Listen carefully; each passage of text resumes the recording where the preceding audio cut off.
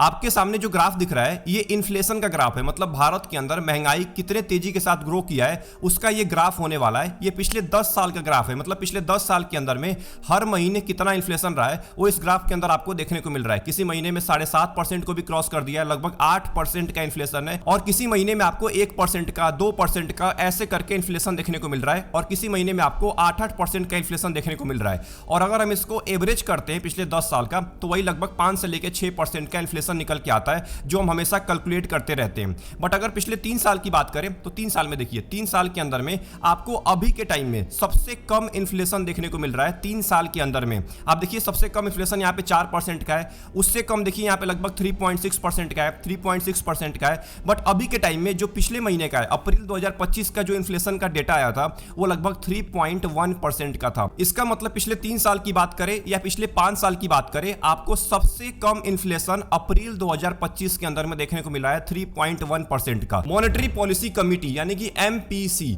जो एमपीसी होता है इसका नाम सुन के आप समझ गए होंगे कि ये कमेटी है, मतलब इसके अंदर कुछ लोग बैठे होंगे जो बैठ के डिसाइड करते हैं कि आखिर में इंटरेस्ट रेट को कट किया जाए कि इंटरेस्ट रेट को बढ़ाया जाए कि इंटरेस्ट रेट को सेम रखा जाए। मतलब जो रेपो रेट होता है उसको कट किया जाए या उसको बढ़ाया जाए या उसको सेम रखा जाए, ये डिसाइड करते हैं एमपीसी में जो बैठे हुए लोग होते हैं। और कितने लोग होते हैं? लगभग 5 लोग होते हैं। एमपीसी के जो मेंबर होते हैं वो 5 लोग होते हैं, और एक हमारे आरबीआई के गवर्नर होते हैं। मतलब इन सभी लोगों को मिला के 6 लोग होते हैं, और ये 6 लोग मिलकर डिसाइड करते हैं कि आखिर में रेपो रेट को बढ़ाना है कि घटाना है कि सेम रखना है। अब ये जो 5 मेंबर होते हैं ना एमपीसी के, इनमें से ज्यादा वोट जिसका आ गया, मतलब ज्यादा वोट अगर आ गया कि रेपो रेट को कट करना है तो रेपो रेट को कट किया जाएगा। अगर ज्यादा वोट आ गया कि रेपो रेट को बढ़ाना है तो रेपो रेट को बढ़ाया जाएगा। मतलब यहाँ पे वोटिंग का कमाल होता है, जिसका ज्यादा वोट आ गया वो चीज किया जाता है, रेपो रेट को बढ़ाया जाता है और रेपो रेट को कट किया जाता है। तो आई होप आपको एमपीसी के बारे में आइडिया लग गया होगा। अब बात करते हैं अभी के टाइम में। अभी के टाइम में 4 जून से लेके 6 जून 2025 के बीच में एक एमपीसी की मीटिंग हुई है, लगभग 55th मीटिंग है। मतलब एमपीसी की 55th मीटिंग है 4 जून से लेके 6 जून 2025 के बीच में ये मीटिंग हुई है हमारे आरबीआई गवर्नर यानी कि संजीव मल्होत्रा जी के अंडर में। इस एमपीसी की मीटिंग में लगभग 5 लोग बैठे हुए थे, उनका मैं आपको नाम भी बता देता हूं। सबसे पहले का नाम है डॉक्टर नगेश कुमार, दूसरे का नाम है श्री सौगाता भट्टाचार्य, तीसरे का नाम है प्रोफेसर राम सिंह, चौथे का नाम है डॉक्टर पूनम गुप्ता एंड पांचवे का नाम है डॉक्टर राजीव रंजन। इन लोगों ने मीटिंग को अटेंड किया है। एमपीसी की जो मीटिंग हुई है ये 5 लोगों ने अटेंड किया है, और ये 5 लोग मिलकर डिसाइड किए हैं कि अभी के टाइम में रेपो रेट को कट किया जाएगा लगभग 50 बेसिस पॉइंट से। अगर आपको बीपीएस का मतलब नहीं पता है तो बीपीएस का एक सिंपल मतलब होता है बेसिस पॉइंट। 1% के अंदर में 100 बेसिस पॉइंट होता है, इसका मतलब 50 बेसिस पॉइंट कट किया गया है। इसका मतलब 0.5% कम किया गया है रेपो रेट। पहले लगभग 6% का था रेपो रेट, अभी के टाइम में कम करके 5.5% का कर दिया गया है। अब जब इंटरेस्ट रेट कट हुआ है ना, इसके वजह से लोन की डिमांड बहुत ज्यादा बढ़ने वाली है। मतलब जो कंपनीज हैं, जो लोग हैं, वो अब ज्यादा लोन लेने वाले हैं बैंक से, क्योंकि अब उनको कम दाम के अंदर में, कम इंटरेस्ट रेट के अंदर में उनको अच्छा लोन मिलने वाला है। अब जब कंपनीज लोन लेंगी तो उनकी ग्रोथ भी होगी। ऑब्वियस है, कंपनी किस लिए लोन लेती है? ताकि वो अपने बिजनेस को और ज्यादा बढ़ा पाए। स्पेशली अगर बात करें छोटे बिजनेस की, जो छोटे छोटे भी बिजनेस है, मीडियम बिजनेस है, ये ज्यादा लोन लेते हैं, और इनको अब सस्ते दाम के अंदर में लोन मिलने वाला है, जिससे क्या है, उन कंपनीज का ग्रोथ बढ़ेगा। जब ग्रोथ बढ़ेगा तो स्टॉक मार्केट भी भागने वाला है। स्टॉक मार्केट कैसे भागता है? स्टॉक मार्केट एक ही रीजन से भागता है, जब कंपनीज का ग्रोथ होता है, और यहां पे कंपनीज का ग्रोथ होगा तो स्टॉक मार्केट भागेगा। आपको एग्जांपल दिख चुका है, 6 जून को हमारा मार्केट लगभग 1% भाग चुका है। और अगर बैंक के हित में कोई न्यूज आता है ना, तो बैंकिंग जो सेक्टर होता है वो बहुत तेजी के साथ भागता है, इसलिए निफ्टी बैंक लगभग 1.5% भाग गया है एक दिन के अंदर में। अब देखिए, ये तो स्टॉक मार्केट की बढ़ोतरी हुई है। अब जब लोन मिलता है किसी भी कंपनी को तो अपना ग्रोथ करती है। जब ग्रोथ करती है ना, तो इससे एक नुकसान होता है कि इन्फ्लेशन दोबारा बढ़ने लगता है। जब इन्फ्लेशन दोबारा बढ़ता है तो फिर से यहाँ पे रेपो रेट को बढ़ाना पड़ता है। जब इन्फ्लेशन बढ़ेगा तो यहाँ पे रेपो रेट को फिर से बढ़ाना पड़ेगा, कट नहीं किया जाएगा। या तो उसको नॉर्मल रखा जाएगा पहले जैसा, या तो उसको और ज्यादा बढ़ा दिया जाएगा। वहीं अगर बात करें रेपो रेट को जब बढ़ाया जाता है तो फिर से कंपनी लोन लेना बंद कर देती है, बहुत ही कम लोन लेती है। तो ये प्रोसेस चलता रहता है। जब कम लोन लेंगी तो वहां पे इन्फ्लेशन फिर से कंट्रोल होगा, इन्फ्लेशन कंट्रोल होगा तो फिर से यहाँ पे रेपो रेट को कट किया जाएगा। तो ये जो प्रोसेस है ना, ये प्रोसेस चलता रहता है। इसी प्रोसेस से किसी भी देश की इकोनॉमी कंट्रोल की जाती है। तो आई होप आपको समझ में आ गया होगा कि इंटरेस्ट रेट कट करने से क्या फायदा होता है, कंपनीज का कैसे ग्रोथ होता है, और स्टॉक मार्केट का कैसे ग्रोथ होता है। अब देखिए, जो रेपो रेट होता है ना, इसका एक और मतलब होता है जिसको हम बोलते हैं रीपर्चेज रेट। अब जो रीपर्चेज रेट होता है ना, ये आरबीआई देता है बैंक्स को। मतलब बैंक्स को भी लोन दिया जाता है। आप ये मत समझिएगा कि बैंक केवल आपको लोन देता है, बैंक को भी लोन देती है आरबीआई। सबसे पहले आरबीआई ही लोन देती है। तो आरबीआई जो लोन देती है उसको हम बोलते हैं रेपो रेट। तो रेपो रेट के बेसिस पे आरबीआई लोन देती है बैंक्स को, जो कि अभी के टाइम में कट किया गया है। इसका मतलब अब बैंक्स को सस्ते दाम के अंदर में लोन मिलने वाला है आरबीआई से। जब बैंक्स को सस्ते दाम के अंदर में लोन मिलेगा तो बैंक्स भी हमें सस्ते दाम के अंदर में लोन प्रोवाइड करने वाली है। इससे हमारा फायदा होने वाला है। बट एक बात का ध्यान रखिएगा, लोन सस्ता प्रोवाइड होगा बट एफडी का भी इंटरेस्ट रेट कम कर दिया जाएगा। जो फिक्स्ड इनकम है, जो बैंक आपको एफडी प्रोवाइड करता है ना,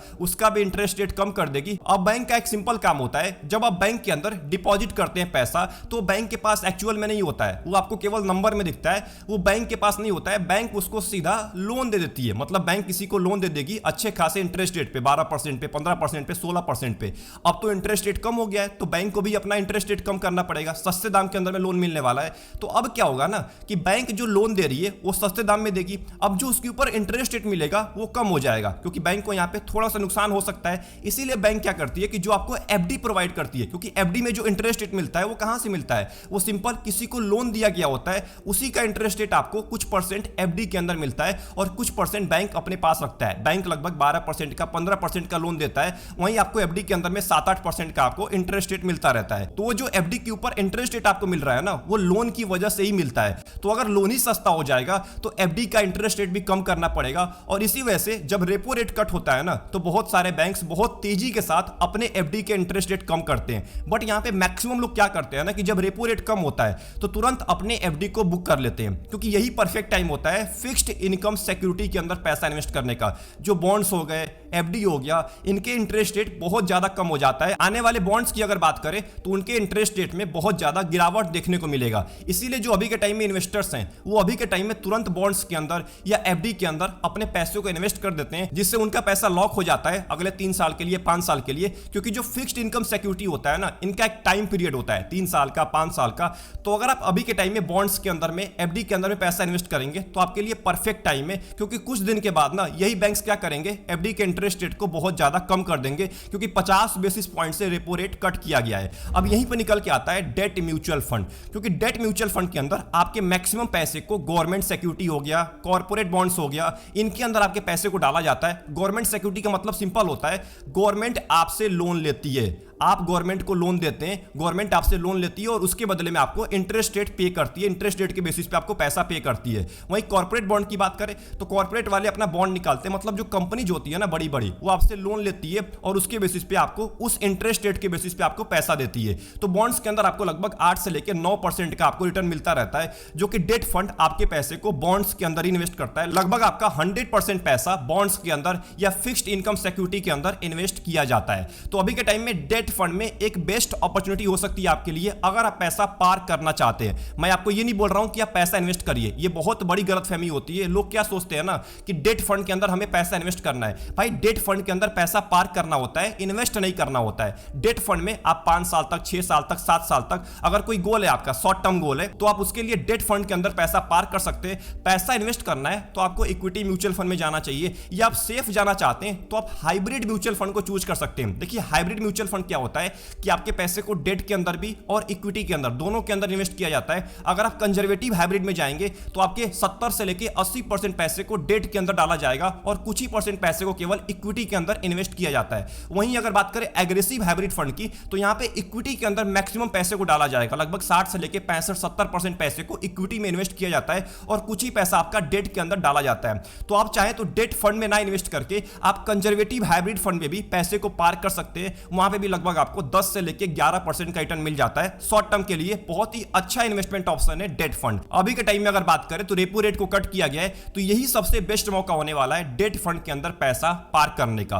बेस्ट डेट फंड की बात करें तो बेस्ट हमारे लिस्ट के अंदर 2 डेट फंड है। एक का नाम है ICICI prudential guilt fund and दूसरे का नाम है कोटक डेट हाइब्रिड फंड। ये मेरे रिसर्च के हिसाब से डेट फंड होने वाले हैं। एक मैंने हाइब्रिड फंड को लिया है, मतलब इसमें मैक्सिमम पैसे को डेट के अंदर इन्वेस्ट किया जाएगा, और एक मैंने प्योर डेट फंड को लिया है जिसमें आपके 100% पैसे को डेट के अंदर इन्वेस्ट किया जाएगा। तो याद रखिएगा ये दोनों डेट फंड मेरे लिस्ट के अंदर है। अगर आपको डिटेल में वीडियो चाहिए डेट फंड के ऊपर, डिटेल में एक अच्छी एनालिसिस चाहिए पूरी की पूरी, तो आप कमेंट बॉक्स के अंदर टाइप करना मत भूलिएगा। मैं एक पूरी की पूरी डेट फंड के ऊपर वीडियो लेके आऊंगा जिसमें मैं आपको बताऊंगा कि अभी के टाइम में कौन सा डेट फंड आपके लिए अच्छा होने वाला है, कौन से डेट फंड के अंदर आपको पैसा इन्वेस्ट करना चाहिए। ये कमेंट बॉक्स के अंदर टाइप करना मत भूलिएगा।